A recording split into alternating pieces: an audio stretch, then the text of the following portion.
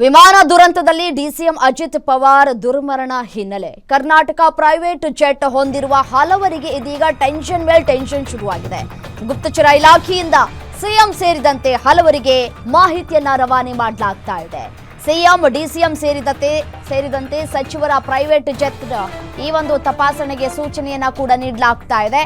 ಈ ಹಿಂದೆ ಯಾವುದಾದರೂ ಟೆಕ್ನಿಕಲ್ ಆಗಿ ಜೆಟ್ ತೊಂದರೆಗೆ ಒಳಗಾಗಿತ್ತಾ, ಅವುಗಳ ಮೇಲೆ ಯಾವುದಾದರೂ ದೂರುಗಳು ಇದ್ರೆ ಮಾಹಿತಿಯನ್ನ ಕೊಡಿ, ದೂರುಗಳು ಇದ್ರೆ ಕೂಡಲೇ ಆ ಪ್ರೈವೇಟ್ ಜೆಟ್ಗಳ ಬದಲಾವಣೆಗೆ ಸಲಹೆಯನ್ನ ಕೂಡ ನೀಡಲಾಗ್ತಾ ಇದೆ.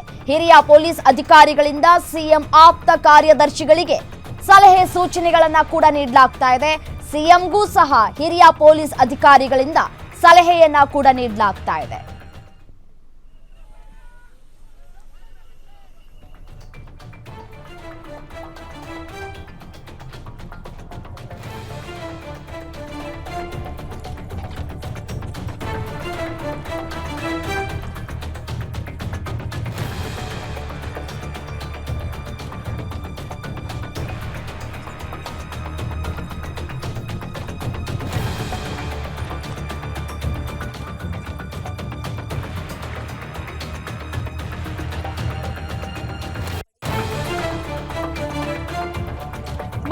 ಮಹಾರಾಷ್ಟ್ರದ ಡಿಸಿಎಂ ಅಜಿತ್ ಪವಾರ್ ಸಾವನ್ನಪ್ಪಿದಂತಹ ಬೆನ್ನಲ್ಲೇ ಅವರ ಪ್ರೈವೇಟ್ ಜೆಟ್ ಯಾವ ರೀತಿಯಾಗಿ ಪತನವಾಯಿತು ಅನ್ನೋದನ್ನ ನೀವು ಎಲ್ಲರೂ ಕೂಡ ಗಮನಿಸಿದ್ದೇವೆ. ಇದೀಗ ಯಾರ್ಯಾರು ಪ್ರೈವೇಟ್ ಜೆಟ್ಗಳನ್ನು ಇಟ್ಕೊಂಡಿದ್ದಾರೋ ಅದರಲ್ಲೂ ಮುಖ್ಯಮಂತ್ರಿಗಳು ಆಗಿರಬಹುದು ಅಥವಾ ಡಿಸಿಎಂ ಆಗಿರಬಹುದು, ಯಾರಾದರೂ ಆಗಿರಬಹುದು, ಒಮ್ಮೆ ತಪಾಸಣೆಯನ್ನ ಮಾಡಿಸ್ಕೊಳ್ಳಿ ಅಂತ ಹೇಳಿ ಸಲಹೆಯನ್ನ ಕೊಡಲಾಗ್ತಾ ಇದೆ.